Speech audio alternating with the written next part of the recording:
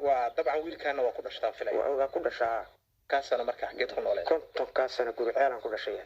قرعان تكون دلتي ورد كان هو مقلي تري لكن لين بنفكر ما هي عسكري يعني هاي وهكرت ciidamadii maxamed siyaad أنا شاخورة دعوة dhacdo xanuun badan adigoo midgaan ah miyaad gabadha iyada guursan kartaa waxaan arkay dhageysta ariga qisada ayadoo culumadii u qaadayda sharcigaas soo istaag mid waa lagu xoogay waa dhacdadii saddexaad waaye mid waa lagu xoogay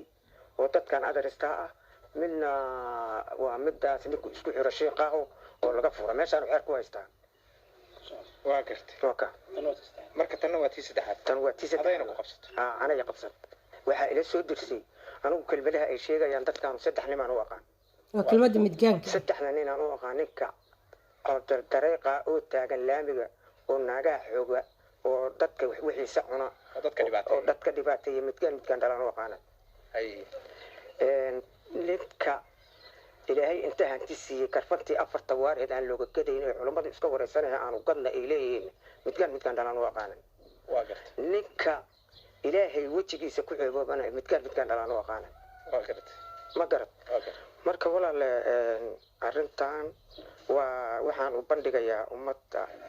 aqoonta leh ama culimo diinka ama dadka barofesorada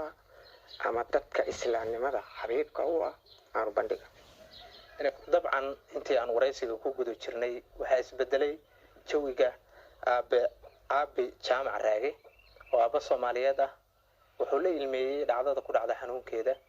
iyo sidoo kaleete sida faquuqa loogu sameeyay intii aan wareysiga ku guda jiray wiilka iyo aabihiisba waxay ii sheegeen inay arkeen in hanjabaad loo gudbiyo loo dhaartay la yiraahday noloshiina qatar la gelinaya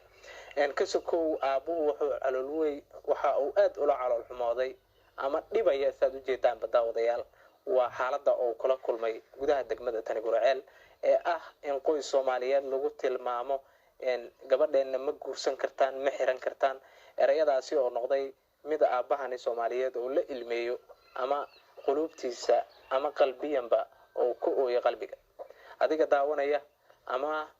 midka Soomaaliyeed ee gaariga muuqaalkaanba waxaan kugu soo gudbinaynaa inaad aabaha Soomaaliyeed aad u jeedaan sida xaaladiisu ay tahay ba inaad u gurmataa